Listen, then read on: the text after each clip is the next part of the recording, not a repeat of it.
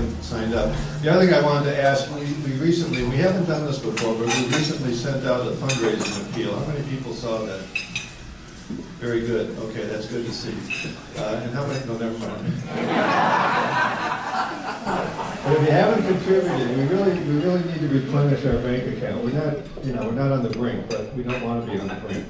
And this is the kind of stuff we do, and we'd like to do more of it. We'd like to get high-quality speakers like Eric Sammons and the others that we've had. I think all of ours have been very good. When we bring them from out of town, it costs money. We have to pay their expenses and so forth. So we'd really like to, if you haven't made a donation recently and could, you should. Okay. I'd like to now introduce our speaker. By the way, we're going to have dessert. Dessert is coming, so we'll just continue that. Eric Sammons is the editor-in-chief of the influential internet magazine Crisis and the executive director of Crisis Publications, a related company. Sammons took his BA in Systems Analysis from Miami University and his MA in Theology from Systems University in Steubenville. He started out in software development and in 2012 taught graduate level theology courses at Barry University and served as director of evangelization in the Diocese of Venice, Florida. Subsequently, Sammons served as the editor of Mind and Spirit magazine, served as publisher of the Saragossa Press, and also established the Saragossa Group, where he develops writers and editors. In January of 2021, he was named the Crisis editor-in-chief. The former evangelical Eric Sammons entered the Catholic Church in 1993. He's been involved in Catholic evangelization efforts for more than 2 decades, including 5 years as a diocesan director of evangelization. He is the father of 7 children, author of several books, and a professional writer and editor. Among his published titles are Deadly Indifference, The Old Evangelization, Holiness for Everyone, and Who Do You Say That I Am? Let's give Catholic citizens of Illinois welcome to Eric Sammons.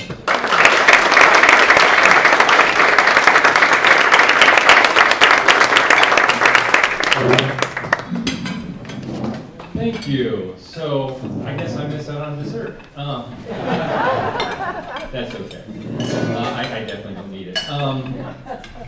So first thing I want to note is, I know a few people here were at my talk at the Coalition for Canceled Priests conference a few weeks ago here in Chicago.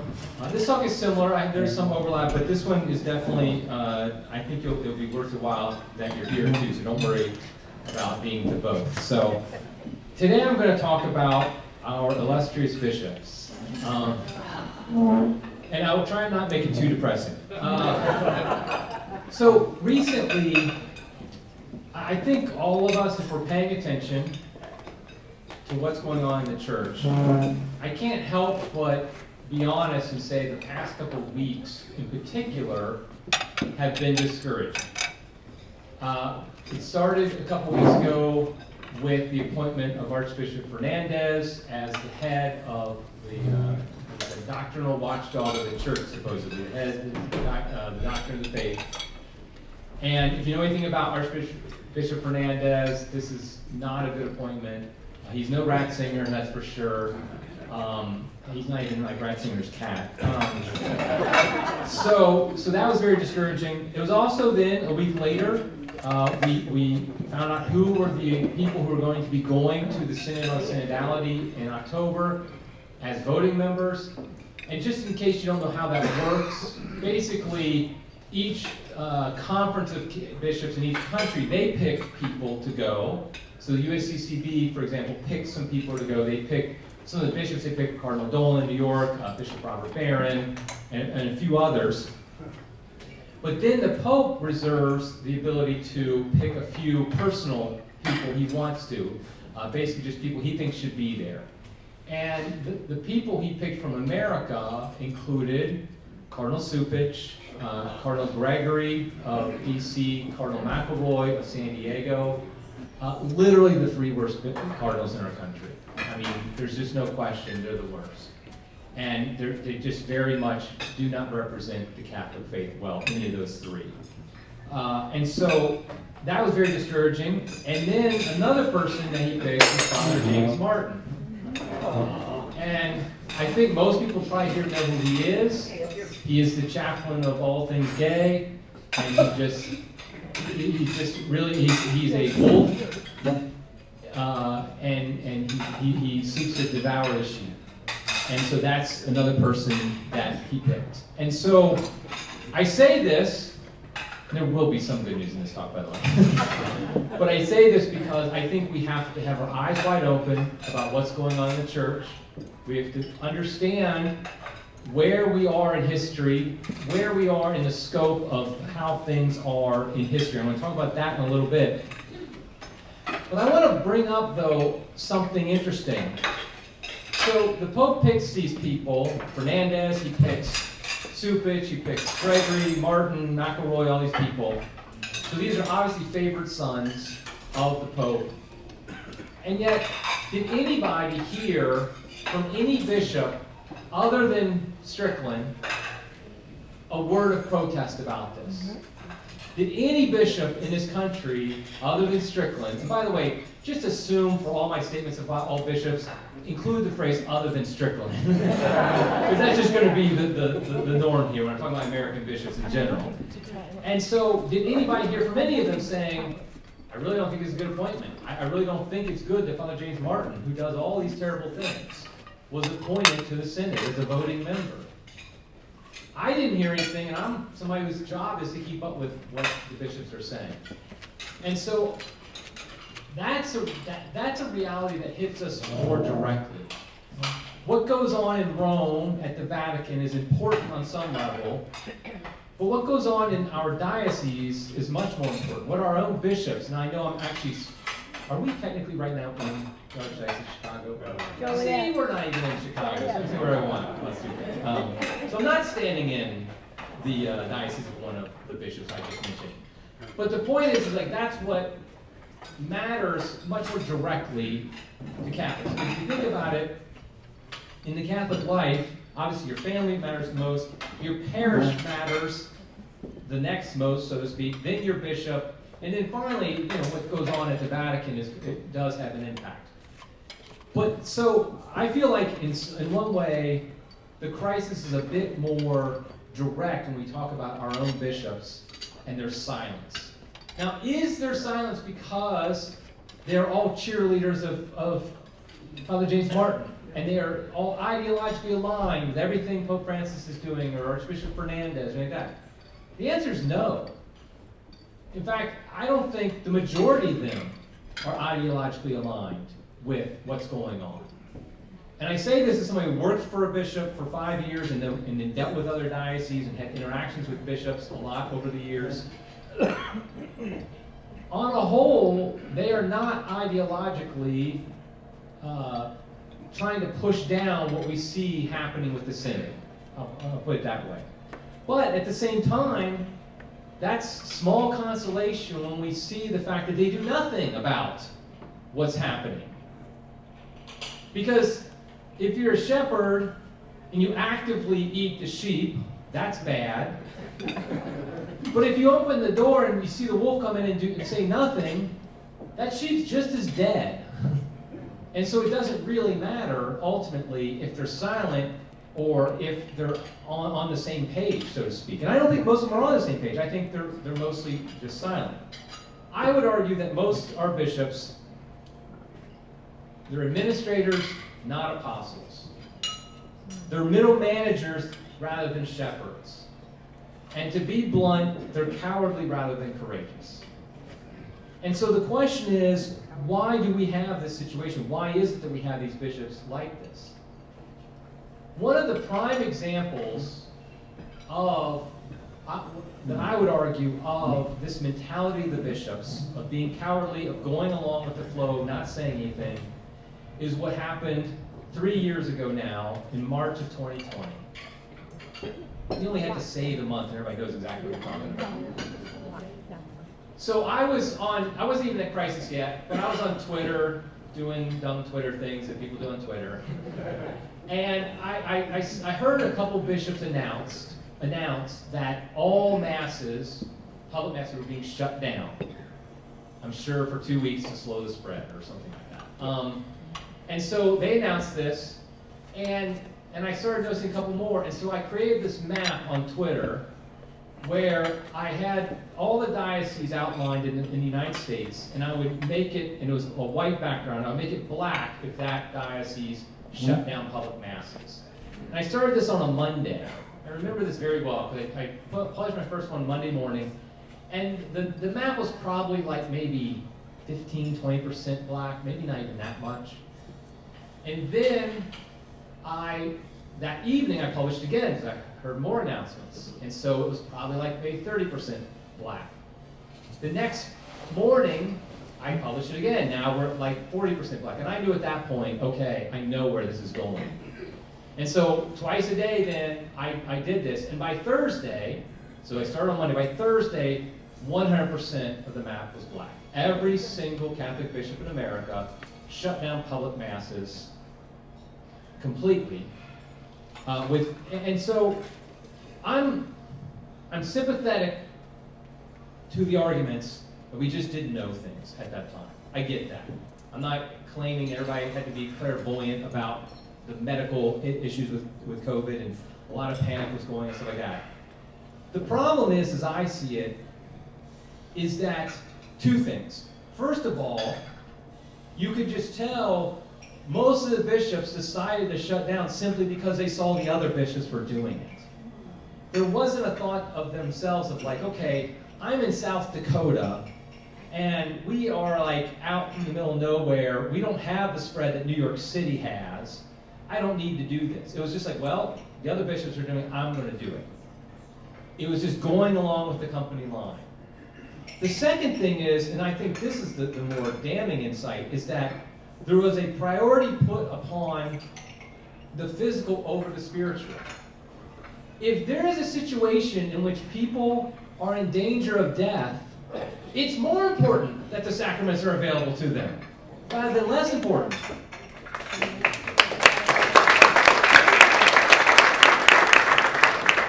And one thing to note is, most states, by the way, did not make it illegal to have Mass.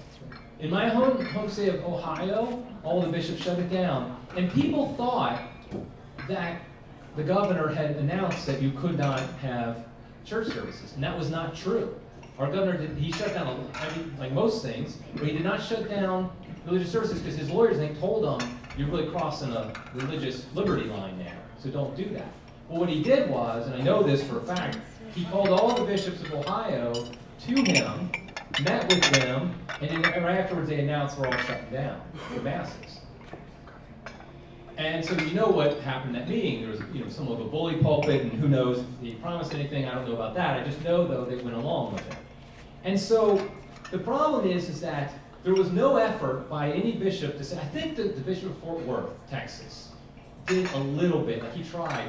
There's no effort to say, okay, we have these regulations in place, maybe we do have this terrible disease, okay, this virus going around, but let's find a way to make the sacraments available. Particularly because, I mean, as bad as it is that the Mass is not available, it's even worse in a time of people potentially dying to not have confession available or anointing of the sick. I mean, that's literally, those sacraments are for that time. And so you have to find, especially something like confession, you can find ways to hear confessions where you're not touching each other, and you have a barrier. In fact, that's the way it should be done. A barrier between the priest and the penitent. So it really was a situation where all the bishops kind of showed that they're just going along with the company line. There wasn't it's what an administrator would do. It's what a middle manager would do. Corporate says do this, we're all going to do this. We're not going to think for ourselves. And just as a contrast to that, I just want to bring up, I'm currently writing a book. It's going to be out forever. I don't know when. It's about St. Gregory the Great. And there's a great story about him. So he became pope because of a plague. What happened was he was a high-ranking, there's some debate whether, I think he was a priest at that point. He might have just been a deacon, but I think he was a priest at that point. High-ranking in the Church of Rome, like the right-hand man to the Pope, when a plague hit Rome, the city of Rome. And the Pope died. And so the people were just like, okay, we want Gregory to be the Pope, because the Pope was the political leader of the city as well at this time. So during this plague, you need not only, great to have a good bishop, but a good political leader as well. And so what the people said is, we want Gregory. And Gregory's like, no, I don't want to be the bishop of Rome. I don't want to be the Pope. And so they kept asking, saying, no, he actually even tried to leave town. They kind of dragged him back. But finally, I was like, okay, send it to the emperor back then, the Roman emperor in Constantinople had to approve who they selected as the Pope. And so basically what he did was like, go ahead and ask the emperor, but then he sent somebody ahead to say, no, I don't want it. Although that guy ended up getting caught by the other people, the people who wanted him and brought back. So in the end, the emperor did do it. But there was a time there before he even became Pope where he was leading the city. And what did he do in a time of this crisis, this plague?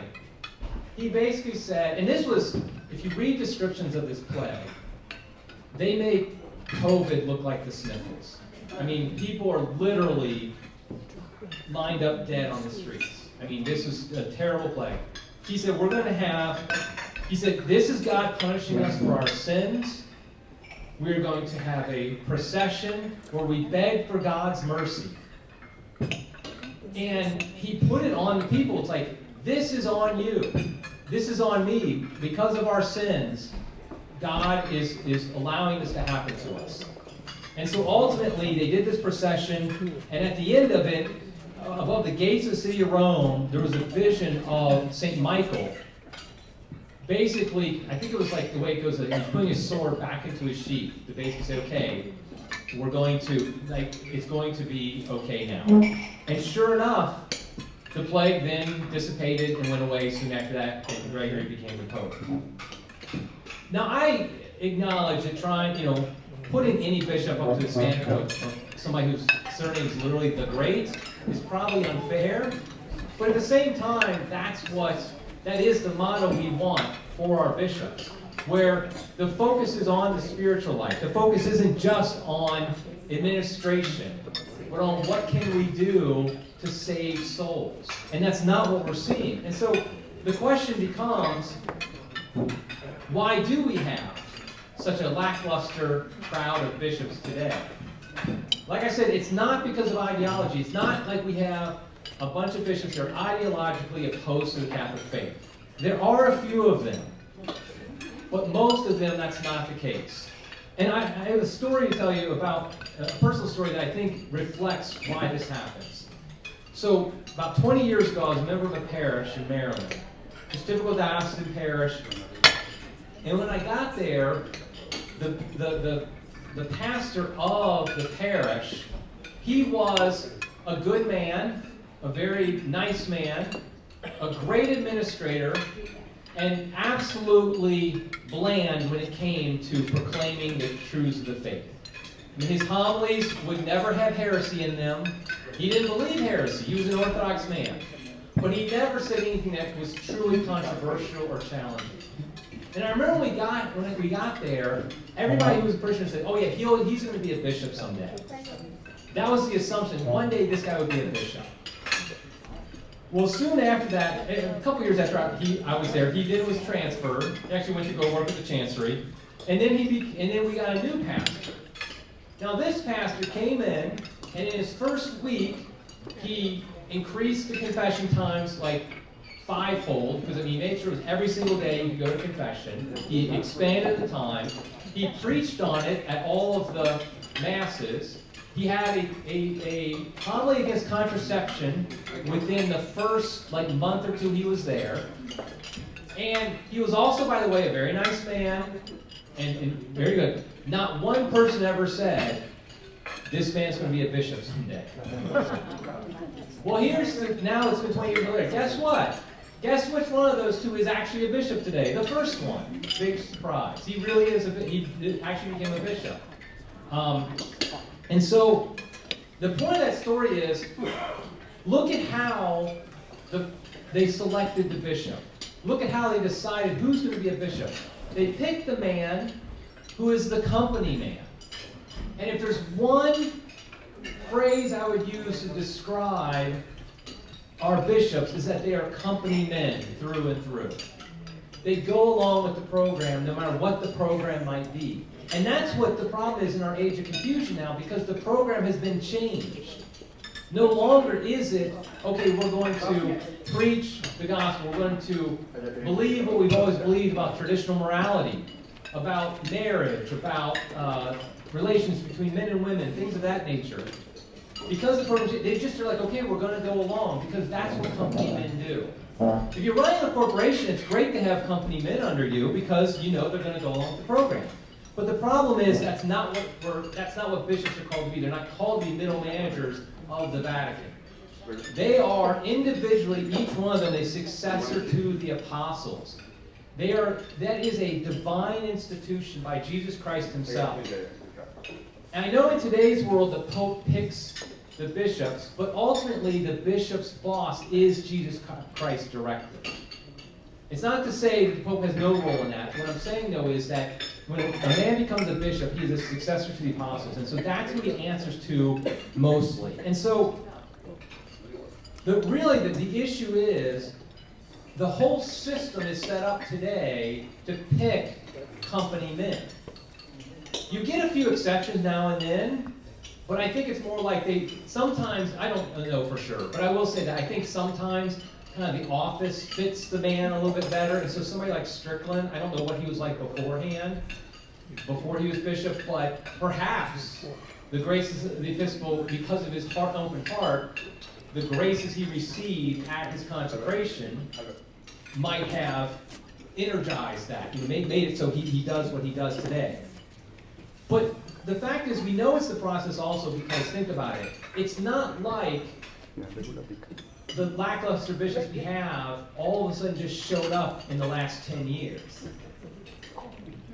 Those of us who are old enough to remember previous popes before Francis, JP2 Benedict, particularly JP2, Want some cream? Yeah.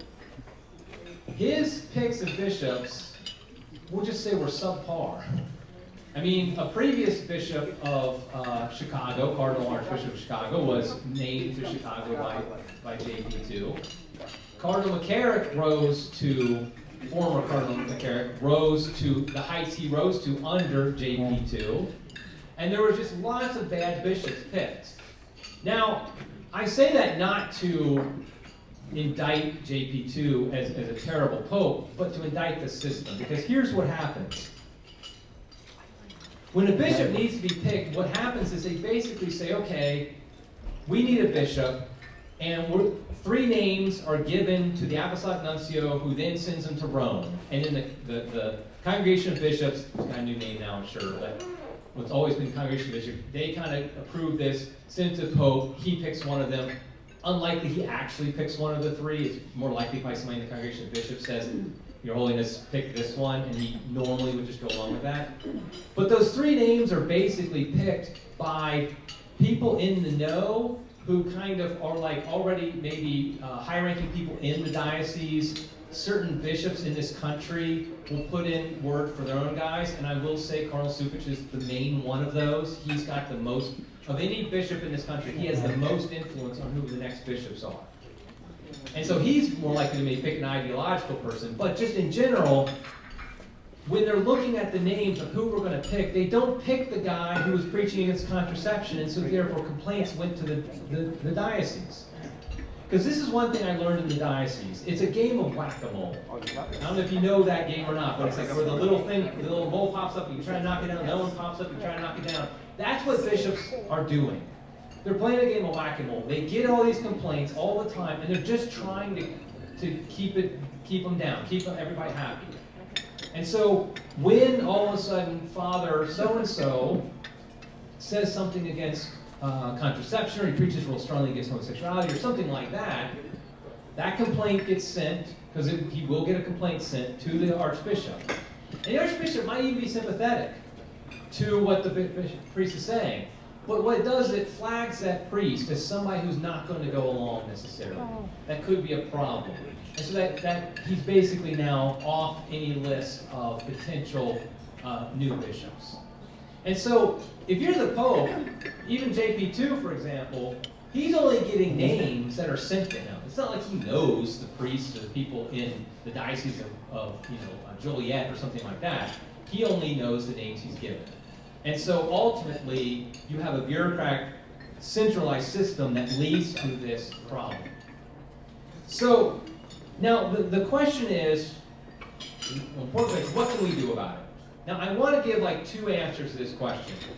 One is I do want to address like systematically what can be done to change the system. And I will be the first to admit, probably nobody in this room can actually do much about that. But I think it's important to think these things out, because I think if we do have more and more lay people saying, maybe we should change how things are done, the system is done, then ultimately that does make a difference. But I also then want to address specifically what can we do right now in our own lives in this situation. So first, kind of in the system, I don't think a lot of Catholics realize that how bishops are appointed has changed radically over the centuries. In the early church, it was just the local church, because first of all, think about it, communications and travel and everything weren't like they are today.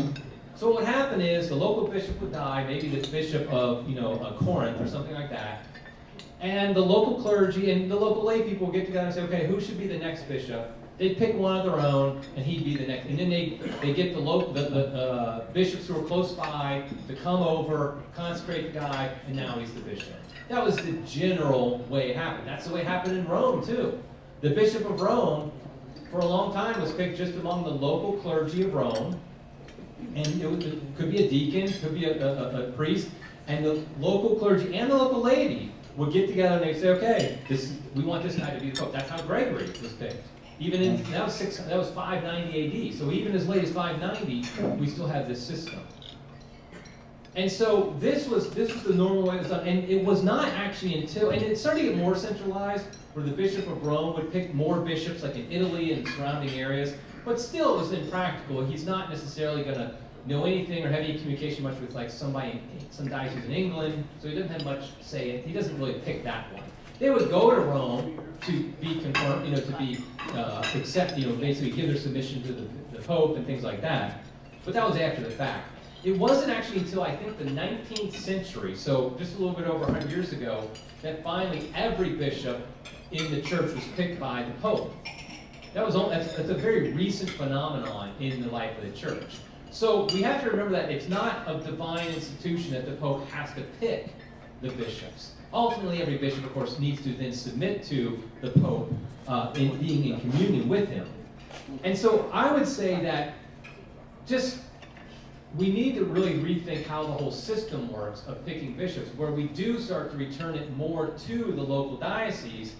And one of the things that I think is very, and I'm talking to priests about this, a lot of priests really do think this, that it would be great if a bishop was not only picked locally, but stayed locally for the rest of their life.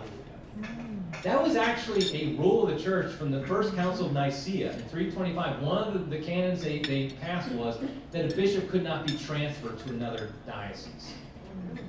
And there's wisdom in that, because basically, as a bishop, you are the father of your people. Dads don't get head off and go somewhere else and get a new family. They have their family, that's their family, and that's what a bishop is supposed to be.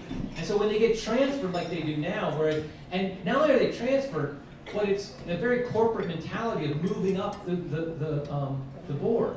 Okay, because just to use the example of Supich, I don't remember the two dioceses. I know one was like in Oregon or something like that, and one was somewhere else. But he was at smaller diocese. He moved up until now he's at the big one. He's a cardinal, in Chicago. Well, you can imagine that gives a very careerist mentality to the bishops, and it keeps them quiet. It keeps them as company men, because they know I can move up the ladder. I mean, it's human nature. I'm not even trying to act like they're all a bunch of grabbing for the highest ring or anything like that. But it's human nature, especially when, and I know situations like this, where all of a sudden a priest from, let's say, Wisconsin is picked to be a bishop in a small diocese in Florida or something like that. He doesn't want to stay there the rest of his life. He'd much rather hopefully be appointed somewhere, maybe back home in like Milwaukee or something like that. And so it's a natural thing, but if it's a local priest selected as the bishop of that local diocese, and he knows he's dying there, he doesn't care as much about, okay, I might get promoted, I might get moved on to a better diocese or something like that. I could have more influence or something like that. He knows it's a decent attitude. I also will note that Bishop Strickland was a priest of the Diocese of Tyler. That's where he grew up, and he became bishop there, which is very rare today. It's actually very rare for a priest of a diocese to become the bishop of that diocese. That doesn't happen very often. It should be the norm. And I'd also argue that the selection process of picking them should involve more people. Now, I'm going to sound like, big liberal call to action person from back in the day when I say this, but I do think lay people should have say in this, have some say in who the bishop's going to be. Now, the problem is typically when people say that, the reality is, okay, we'll get the big donors, we'll get the influential Catholics. No, I mean like the stay-at-home moms should be the ones helping pick who the next bishop is. I'm talking about like the Catholic school teacher who's teaching second graders First Communion. That should be somebody involved who picking the next bishop is. Because these are the people who are real Catholics in the sense that they live out their life. They know how it impacts their own kids. They know how it impacts their parish. And so they're going to have a say in it. So those are the type of people, when I talk about the laity being involved, and definitely obviously the local priests involved as well. So I feel like that there needs to be a growing recognition that the system of how we pick our bishops is broken and it needs to be radically changed. And the funny thing, when I say radical, I mean going back to the way it was in the past. So it's very traditional as well. It's not a liberal type of thing or some progressive type thing. It's a very traditional thing. Now, would that system be completely perfect? No, obviously not. Because you'd have some places where they might pick even really bad ones. It's kind of like in our country, in the States, certain states, like you saw this during COVID, like a California just got worse and worse, and a state like Florida got better and better. And so I can see that happening in dioceses. But the fact is, we're at such a level where every diocese is at that same kind of low level, that even if we had a few that got worse, having some that got a lot better, I think ultimately would be at least a sign to the world. Catholics would know, okay, here are some shepherds that are really, because right now in America we have just a couple that we look to and say, okay, we have a Strickland, we have a Corleone, and honestly I can't even think of any others off the top of my head, which is sad. But then we have more come up to that point. So I know the system wouldn't be perfect, but I do think it would be a great improvement. Now that all being said, I know nobody in this room can make any of that stuff happen tomorrow. I mean, I do think we should encourage it when it happens, as we go along, but that's not going to happen. So the question is, what can we do? What should we do in this time where we have this situation? I think, first of all, the most practical thing is that encourage your bishop when he does do something right. You do not understand, unless you've worked for a bishop or been close to him, how beat down they get and how quickly it happens. I mean, I know I've said these negative things about the bishops, but I also know how incredibly difficult their job is. I'm talking about the normal guys who are good men, personally Orthodox, but they don't do anything. Their job is just, it's awful. Because they go to a diocese, typically, again, they're not from there. They don't know anybody. Every single person they deal with is a subordinate. Every single one of them is looking up to the bishop and wanting something from him or wanting to please him, something like that. There's nobody to say, hey, George, you're doing a terrible job. Get with it. And that's a healthy thing. I mean, obviously, those of us who are married know that is a natural thing we have. But they don't have that in the sense that there's nobody, because at least with priests, they have their fellow priests to say, kick them in the rear a little bit. But the bishop, everybody's saying, your Excellency, Bishop, we love you, stuff like that. That's all they hear all the time. And they get the complaints in the mail. That's the other thing they get.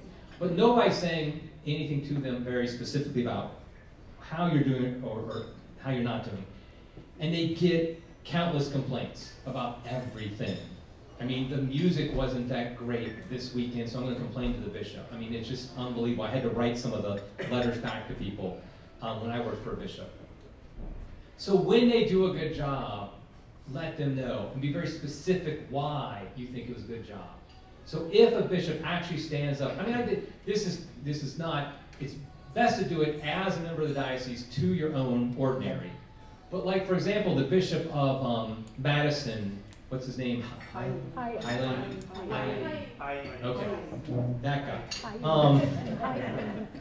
He spoke out, like he had a tweet where he spoke out on that bishop who's running the World Youth Day and said we're not trying to convert anybody to Christ. I don't know if you heard about that, but World Youth Day is coming up and they don't want to convert anybody to Christ. That would make JP2 roll over in his grave. But he basically said, no, that's not right. You know, he explicitly said, we want people to come into the church. That's kind of our job. And so I just on Twitter, I praised him. I was like, thank you, you know, this is great. I hope that more bishops do this. Because it's just like letting them know that they get a lot of negative feedback. So that's a practical thing. But honestly, I think the biggest danger we have in this time of crisis is that the discouragement I talked about early on can definitely impact our faith. And I think we're lying to ourselves if we don't just come out and admit that. And I don't know about you, but I know people who have left the church in the last 10 years because of the Pope and because of the things going on. Some of them have become Orthodox, which looks like this very pretty, you know, the grass is greener on the other side of the fence type of area, but they got their issues too. Some of them just leave completely, have become agnostic, atheists, because they just couldn't handle it. And I have a lot of sympathy for them. I think it's wrong to have a knee-jerk reaction like, okay, you're an apostate now, and we're going to condemn you. I'm not saying what they're doing is right, obviously, they are apostate. I mean, that's just the blunt reality. But I think there should be a recognition of the harm, the greatest harm, the greatest evil are the people who made this reality that this happened. The shepherds who did not shepherd their sheep.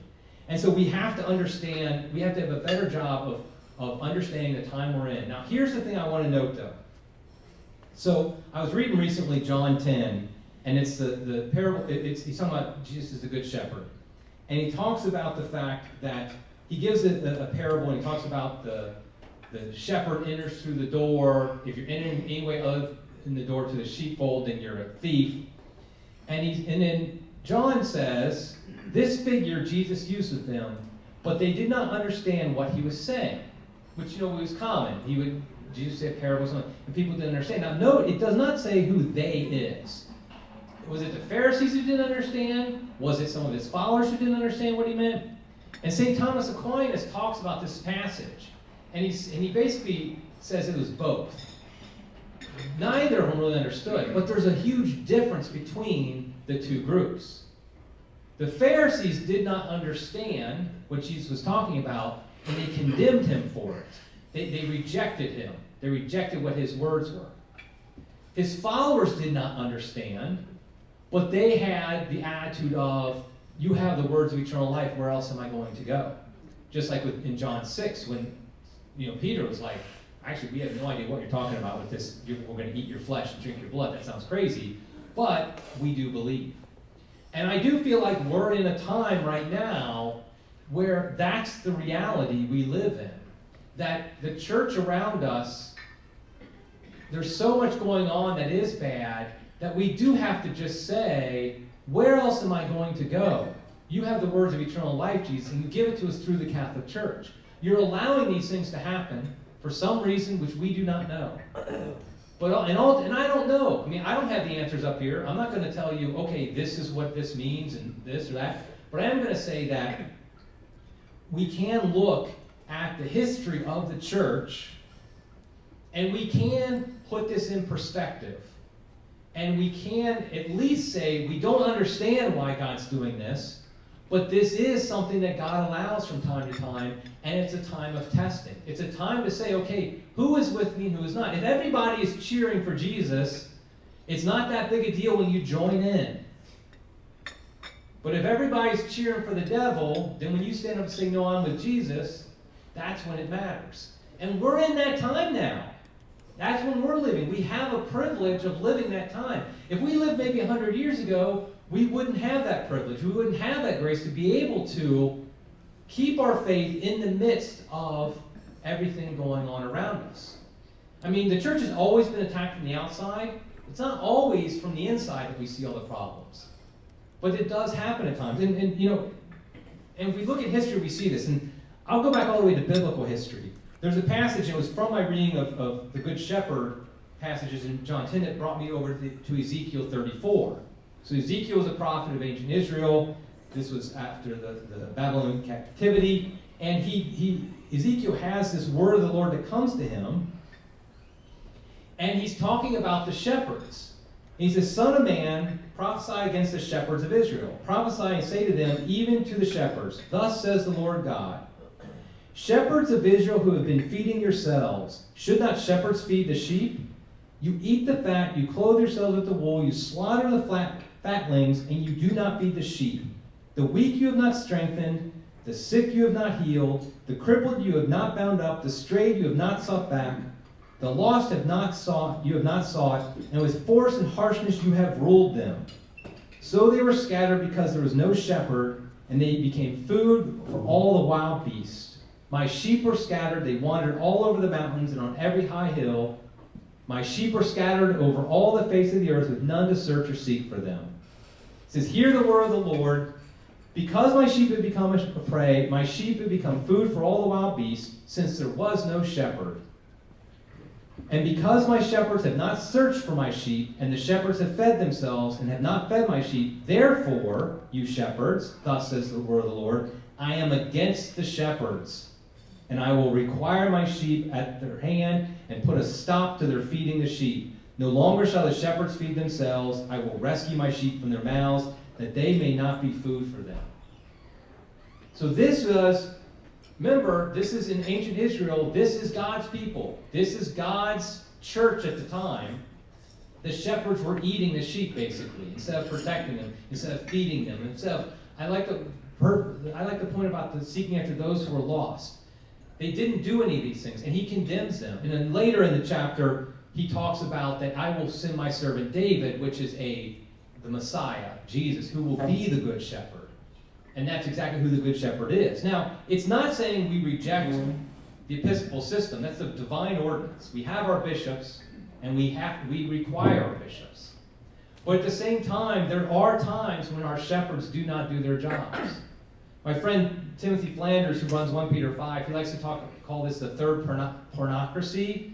The pornocracy is a term used for, particularly in the 10th century, when it was so corrupt in Rome that basically the popes were picked by these ruling families through just political machinations. They would have mistresses. Often it would be, the pope would be killed by another pope. And there was literally a pope, John the 12th, who drank a toast to the devil and killed his mistress. And that was the low point of the papacy historically. Everybody says that. But that was a time of the church. Those popes, if you look at your pope chart at home, we have a pope chart in our basement, my kids. You look at your pope chart, they're on the list. John the 12th is there. He was a pope. He was evil. He was of the devil, and he was a pope. Likewise, there was in the Renaissance time, you have these terrible bishops, popes as well, and bishops. One of the things that happened to Martin Luther, when he was still an Augustinian monk, he visited Rome, and he was so scandalized by the deep corruption and the evil he found there that most people think that was a factor in his later break from the church. And that is the danger. And we see that today, people breaking away. So I'm not saying that our time is exactly like previous times of corruption, of confusion, but I am saying that we're not alone in being Catholics who have suffered under our own shepherds. There are saints who this has happened to them. There are countless men and women who have been able to grow in sanctity even in these times. And the way you do it, I really think, to put it Okay, I'll put it one way, then I'll explain it. Because the one way might get me in trouble, but ignore the Vatican. That is somewhat of my advice. And what I mean by this, notice I said the Vatican. I didn't say ignore the church, I didn't even say ignore Rome. But the fact is that the faith is handed on primarily through the family. And the family is primarily lives their faith at the parish. There have been countless Catholics over the centuries who probably didn't even know the name of the Pope their entire life, and yet they were holy and they got to heaven. They didn't know the debates going on. They didn't know about like John the 22nd, who was actually preaching heresy at his personal audiences, and was later had to repent of that because the University of Paris told the theologians there told him what you're doing is heresy, and he finally did say, okay, I guess you're right. They didn't know about that. What they did know though is, I know the faith has been handed on to us. I know that I'm going to pass it on to my kids. I'm going to live it out in my parish. And that is the means to holiness. And here's the thing. So it's not completely, it might sound a little self-centered, like, oh, aren't you saying we should try to help the church? I mean, I work for an organization that tries to do this, so I'm not saying that. What I'm saying is this is the best way to make that happen. Because ultimately, our next crop of priests and bishops come from these families, the families that are living it out. They come from the parishes. And so I said this morning to somebody, and I'll say it here, is that if you're in a parish that is bland, it's going through the motions, it's not faithful to the church's traditional teachings, I'll just say bluntly, you need to leave the parish. You need to find a different one. I know there's always been this move like, oh, I'm going to reform the parish I'm in, I'm going to do it. That's not your job. This never should have been your job to reform your parish. Your parish is the place you go to be built up so then you can go out into the world. If you're fighting more in your parish for your faith than you are out in the world, something's wrong. You need to find a parish where you, and fortunately I'm in an area here in Chicago where there's 1 million parishes. If I was out in the middle of nowhere and there's one parish, I'd feel a lot worse about saying this, but the fact is you got to find a parish where you're actually built up, because that's where you're supposed to go. It's like where you go for training. It's where you go to be built up. It's where you get stronger, and then you go out and live it out. And that's where it happens to your family as well. And so I really believe that I might be killing my own business, since this is what I write about a lot of times, what's going on at the Vatican stuff. But I would say ignore on some level. No, it's being aware of what's going on, but ignore in the sense of that is your daily kind of dopamine fix of like, oh, this is what's going on wrong. But instead what it should be is, okay, first and foremost, I spend my time in prayer. I read a good catechism. I learn from that. I make sure my family knows it. Your kids, grandkids, wherever the case may be. I'm in a parish where when I go to Mass, I'm not ticked off when I leave. I mean, I think we've all been there, and it's not healthy.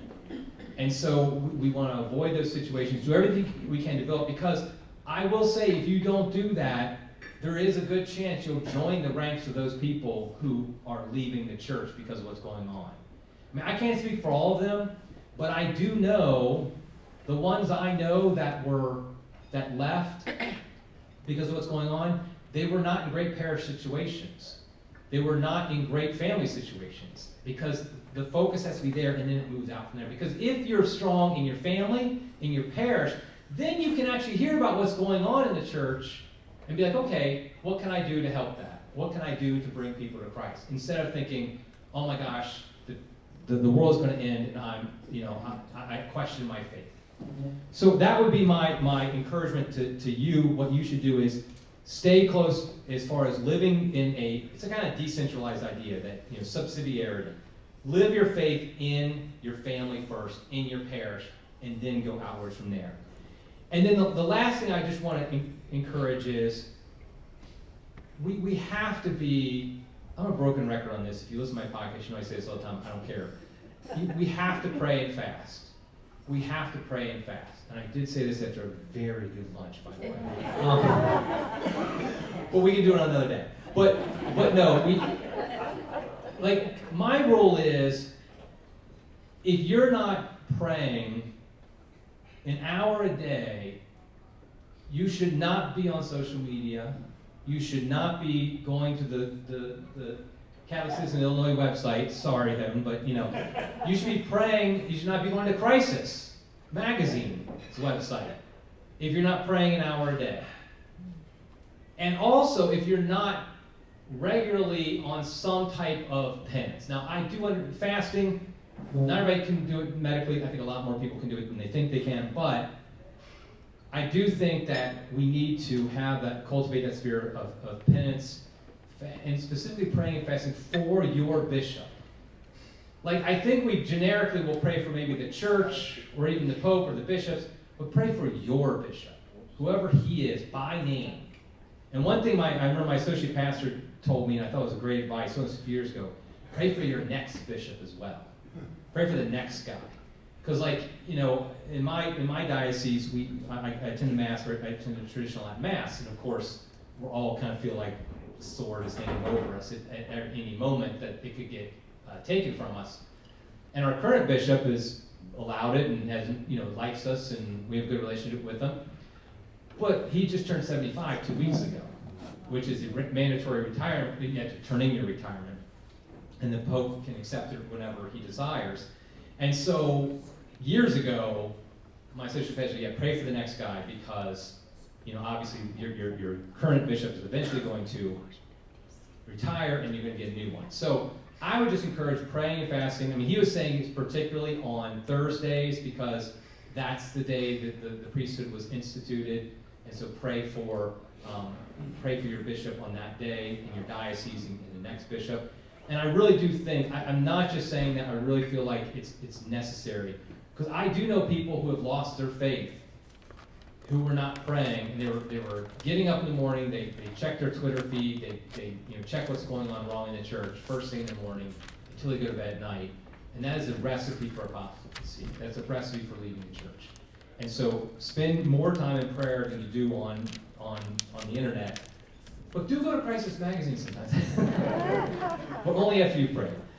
And so I really that's the thing I hope I leave you with, is that you pray, you fast, you live the Catholic faith in your family, you live the Catholic faith in your parish, and that is the way in which God is calling you specifically to live in the time of crisis we're in today.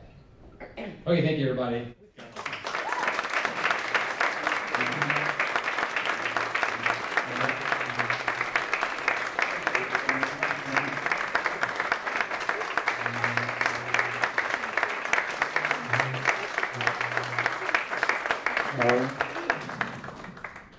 Well, I have no qualms whatsoever about Eric's advice about the social media. As I said earlier, I'm not encouraging anybody to go to our site even daily. But when you get discouraged, when you get beaten down, that's when you go and try and figure out what's actually going on and whatever it is that's bothering you. I think that's more what I'm saying. Or if you have to go to Crisis Magazine. All right, a few minutes of questions. We don't have a mic on the floor, so please speak up so that hopefully we'll pick it up on the video. Yeah, Marianne. I call it using my mother's voice. When we were growing up, we moved a lot, and there was always a pastor that was assigned who stayed there until he either died or retired. They weren't moving the pastors around. I know the younger priests were probably moving around, and they weren't moving bishops around. Like now, like our cardinal in Chicago has been the bishop of several dioceses before he came here. And I'm wondering if that wasn't a better policy, because you became attached to your parish, you wanted to build it up, and you knew your priests. And I'm wondering what you think about that. Yeah, the idea of a priest it's very common in a lot of dioceses that it's actually a policy that a priest can only be at a parish for a set amount of time. Usually it's like 7 years, and maybe they're allowed an extra 7-year extension, but never more than that. And that's a very common policy in not every diocese, but a lot of dioceses. I will say, when I first became Catholic, I saw the wisdom in it, because from Protestant days, there's the danger of a church being completely centered around the pastor. And it becomes a cult of personality where it's all about the pastor. And we don't want that as Catholics, because it's all about Jesus for us. It's all about the Eucharist, not about the pastor. that being said, so I do see there is some wisdom in it. I mean, I get why there's some reasons you do that. At the same time, I think you're right that what happens though, in reality, there's so much switching around that a pastor often, his people know they can wait him out. And so like if they're not really with the program, they just kind of ignore him until he's then transferred somewhere else. And so, so that's on one side. On the other side, the pastor himself is kind of like, well, why is it worth really investing in doing major changes here when I know I'm going to get transferred in 5 years or something like that? And so I do think ultimately, I would probably side on the side of it would be better if pastors were allowed, particularly pastors. Like associates, I get they move because they're moving up, they're learning, they need to learn how to, different types of parishes before they become a pastor. But I do think a pastor, it would be good that they would at least have a minimum of like 10 to 15 years at a parish before they would ever be eligible to be moved, because it allows them to say, okay, I'm here for the long run, I'm going to invest myself completely. Because I know priests who've been pastors and they invested their whole life into a parish and they were transferred. It was very heartbreaking for them because they'd given everything for these souls, and they watched them grow and grow in holiness, and they watched kids being baptized, all this stuff, and kids they would baptize, they would then confirm them, they were hoping to be at their congregation and one day marry them and all that. So I think ultimately it would be, I prefer longer terms for pastors.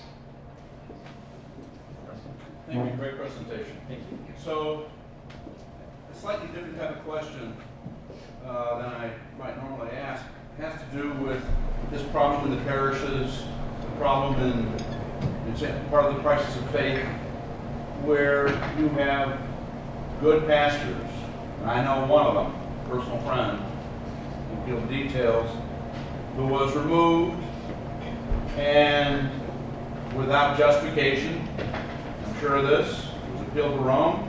Rome upheld him. But there were over 200 violations of canon law to sack him.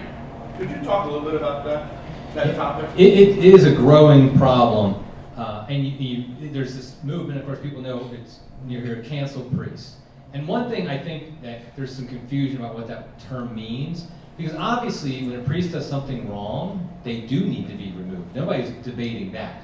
Canceled is the term that means somebody was removed for an unjust reason, that they were just kind of saying, okay, and typically what happens is, they're not actually even removed. They're just not given an assignment. And so they're in limbo. One of my very good friends from years ago, this has happened to him, where he's technically still, I think he's even technically still the pastor of his parish. He's just been told you can't do anything. And so there's very little canonically even he can do to appeal, because it's like he's still in good standing. He's still a priest. He's just not given anything to do. And that's a way you can kind of skirt canon law a little bit. And so there is a real issue that this is happening. I mean, my own experience is, I was in a diocese and there was probably about 6 to 8 priests there in the whole diocese that I would say were really strong, Orthodox, solid priests. There were some that were okay and some that were really bad. Of those 6 or 8, 2 of them were guys who admittedly weren't the greatest at getting along with others. I mean, everybody's got different personalities. Some people get along with people better than others. Some people follow rules better than others. And so they were admittedly a little bit difficult. Now, of all the other priests, the 100 or whatever other priests, probably about 30 or 40% of them were like that. Difficult to deal with.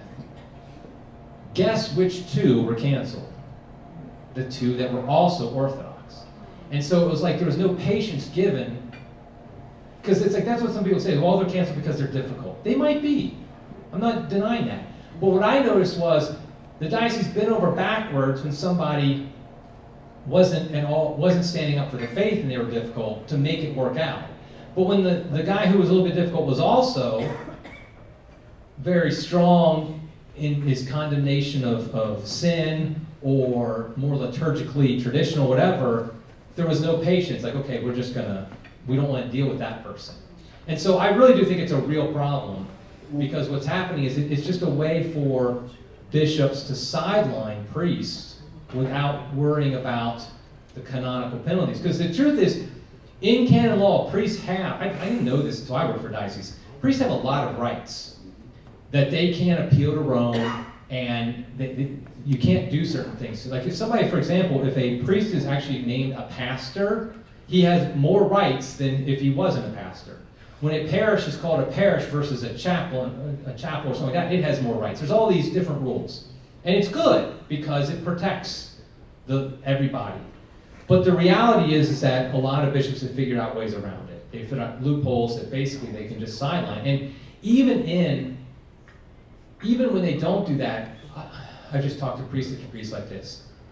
It's a matter of, does a priest really want to be fighting his bishop at Rome? No. His whole purpose in life is to help these souls in his parish. He doesn't want to get involved with that. So when all of a sudden the bishop says, I don't want you doing that, well, even the good priests are like, okay, I have to weigh between, I can have an impact on these families' lives, this is what I feel I'm called to do, or I can get into a long protracted battle with the bishop that I'll probably lose. I mean, normal people are probably going to pick the first one, and I don't blame them for picking that. But that's a real problem, and there's no great solutions to it. I think the fact that we're publicizing it, I think 5 years ago nobody knew these priests existed. And now more and more people are. And I think that's very good because it will make it much more difficult for a bishop to do this, because now there's an organization that will just say, hold on a second, why are you doing that? What did this person do wrong? Like my friend, when it happened to him just a year ago, I don't think anybody would have known about it. But now all of a sudden it was publicized. He was over in Detroit, it was publicized. A number of people publicized it. And so it was good, it put more pressure, and hopefully at least will save the next guy from it. So I think the best thing to do in this is just let people know, let it be known that these priests are treated often very poorly, and they're not given even their own canonical rights. So. Talking about leaving a parish and go to another parish where you're fed. And you talk about so that we can stand up for our faith in the world. But these parishes, and mine, I would argue, is more worldly. So to me, being in the parish is dabbling in the world, in a sense. But I also will go to another masses to get fed. So isn't it true even in the catechism, we should be speaking out against things that are wrong and talk to our parish, the pastors, about these things. At least go to that point before the door is closed, right? It's a great question, and it's something that I think everybody struggles with, and I think it's sometimes an individual decision on how bad is the parish, so to speak. And so I would say a couple of things. First of all, I just want to make sure it's clear. There is no canonical obligation for you to go to your territorial parish. What canon law states is that the pastor of your parish, remember, a parish is a territorial area. The pastor is responsible for all the souls in that territorial area. The burden is on him. The obligation is on him, not on the people living in it. So there's nothing in canon law that says if you live in a parish territory, you have to go to that local parish. There's a lot of confusion about that. People think it's in canon law, but it's not. That being said, I feel like the situation depends on a lot of things. Like, for example, let's say you have young kids. Your kids aren't a sacrificial pawn to reform your parish. Just like with Catholic schools. Or public schools, whatever. If you send your kid to a school that's not very good because you want to help change it, I'll just be blunt, I question your priorities. Because your kid's salvation is all that matters to you. That's your job. I mean, that's your only job, honestly, as a parent. And so if you're willing to risk that because you might be able to reform the parish or reform the school, that's nonsense. Now, not everybody's in that situation where they have young kids that they're raising something like that. So there are situations beyond that. I would say if the parish is obviously just always been for decades it's been bad, really is entrenched bad, I just think it's a waste of time. I mean, that's just my opinion. I just think it's a waste of time. You need to find a parish that you're not doing anything there. Because the fact is like it's entrenched. If it's a parish that is got some good things, some bad things, then I think you have to make a judgment call. You have to say, okay, is this something that is really, can I make a change? Can I actually make a change? Is it harming my faith? I do think if you're going to another parish, though, because you recognize you're not really getting fed at your own, I think that's a dangerous game, because I just think it gives... Going to Mass should be all about, you just go there to worship God, and you go there to give yourself to Him, and then, of course, to receive the graces He gives you, particularly through the Eucharist, the confession, or what have you there. If that, and remember, in that situation, there's objective and subjective things happening. Objectively, the graces are coming. The Eucharist is still Jesus. Not denying that. But subjectively, we have to be open to the graces we receive. And this has always been Catholic teaching. If it's a situation where you're really upset about all that stuff going on legitimately, I think you're blocking some of those graces. And I think ultimately you have to be strong enough to then go out and live your faith. So I do acknowledge that as an individual thing. I just don't think you should go down with the ship. I guess is what I'm saying, in that situation. Let's do one more. I was wondering, you said the solution would be to keep the bishops more local. Who do you think specifically should have the involvement in determining who should become a bishop? And in Rome, then, would the Pope always come from the bishop or from the Archdiocese of Rome? Then? Yes, I think that would be fine. And what I would say is, what you would do is, like in my fantasy world, which is the way it was, 1,000 years ago or something like that, but like all the priests of the diocese would come together in council. They would include a certain number of the laity, and like I said, it would be a very diverse mix. I'm not against the CEO of a company, but I don't want that to be the people. I want, like I said, the stay-at-home moms, the school janitor, people like actual Catholics would be there who would give their input. Because maybe the priest likes some guy, and like the stay-at-home mom might be the one who said, no, you definitely don't want to be bishop, and here's why. Because he came over to our house one time and definitely got a vibe, or something like that. I trust the vibes of stay-at-home moms more than anybody. So I would say that, and they would pick among themselves. And then yes, that's the way it was for 1,000 years or more, is that the Bishop of Rome was picked among the clergy of Rome. And actually, it's kind of funny because the cardinals, typically, of course, when the cardinals get in conflict, they pick another cardinal. And there's somewhat of a historical link there, because when you become a cardinal, you get assigned to a parish in a church in Rome. And so it's kind of keeping that tradition. So when Cardinal Bergoglio was picked, he was actually the pastor of a church in Rome. So it's like picking from the local clergy. That's why they do that, because it's a historical link. So I don't have a problem with that. because ultimately, So the Pope's always Italian. that's fine to me. I don't care. Thank you. I just want to address something that you brought up earlier in your discussion regarding not being against the law to go to church, but it was like an agreement where they got together and they all agreed that they wouldn't.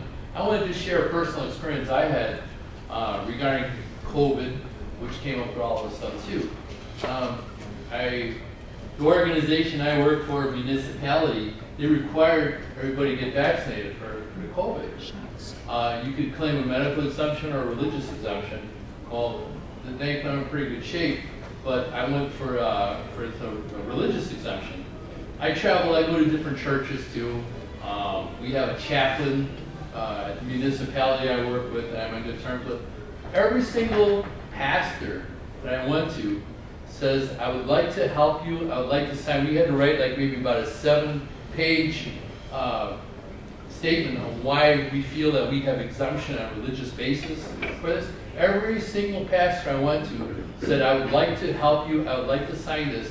My neck is on the line with due to the local cardinal saying that I cannot sign this for you.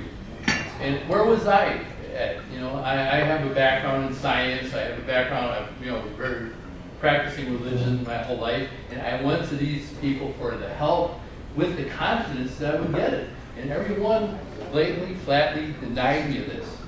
And I was just a follow-up. Why would they not want to, why would they want to support political end as opposed to a person who's a devout, faithful Catholic who feels that they need this religious exemption? What were your comments on that? Okay, I'm real passionate about this one, so I'm gonna try to hold back for it so we can get kicked off of YouTube. Okay, this was something that just was insane, because even if we grant, for the purposes of staying on YouTube, that the vaccine was fine and all that medically, the fact of the matter is, it is 100% the church's teaching that you cannot be mandated to get a medical procedure like that, a shot. Right, which was confirmed even in Rome. Yeah, well, often that happens. But the point is that it is 100% within the rights of Catholics to take a religious exemption on the COVID vaccine. I mean, it's not even a debatable point that that is true. And they didn't try to debate it. But what happened was, I know in New York they did the same thing, where they wouldn't let priests sign the religious exemption. And it was a travesty, and it was a complete rejection of what the church teaches, and in my opinion, a rejection of the babies who get killed. But ultimately, what it comes down to is that what you said about the priests saying their neck is on the line. That's the problem. First of all, that their neck shouldn't have to be on the line. But, and I have a lot, I've already said I have a lot of sympathy for priests, even bishops, but someone have to put their neck on the line. And because the lay people are. Because when I'm with an organization that's connected with Bishop Athanasius Schneider, and he basically was signing religious exemptions for people. You know, Bishop in Dagestan, I can't even pronounce the country's name, I'm not sure if it is a country. But he would sign, we distributed like thousands of these. Like you go to the website and you ask for a religious exemption, and he would sign it and send it to you. Because he's like, you're Catholic, yes, you get a religious exemption if you want it. And then, of course, a lot of people got fired because they didn't care about the religious exemption. And so Bishop Schneider asked me to set it up so we would give financial assistance. And so people would apply who lost their jobs because of not getting the vaccine. And I heard some real heartbreaking stories. And the most heartbreaking was like teachers in Catholic schools who lost their job because they didn't get the vaccine. And so it just is really something where it was another sign of the problems in the church. And I think, though, ultimately, we have to pray for our bishops, but also our priests, that they would, yes, their neck was on the line, and it probably would be bad what would happen if they signed it. But ultimately, I know lay people who, fathers of big families, they have a heck of a lot more to sacrifice, and to be blunt, than these priests do. And they lost their jobs because they would not get the vaccine. And that was their religious right to do as a Catholic. And so if I see these lay people who lose their jobs, have no idea how they're going to support their family after this, then I'm sorry, I don't have that much sympathy for a priest who isn't willing. Because the whole point is one of the main points of celibacy is that they don't have any worldly attachments.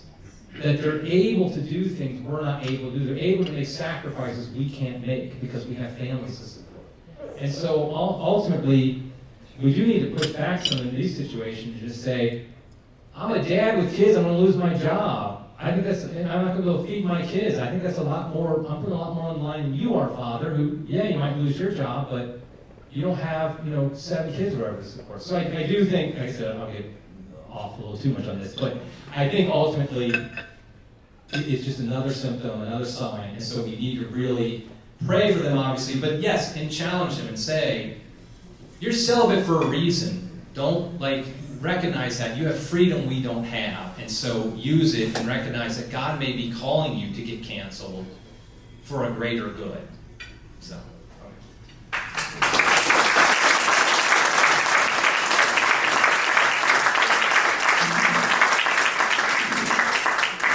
Just in defense of the internet again, the story reminded me of this whole controversy about these letters. And as a matter of American law, constitutional law, you don't need anything from anybody to make a claim for a religious exemption.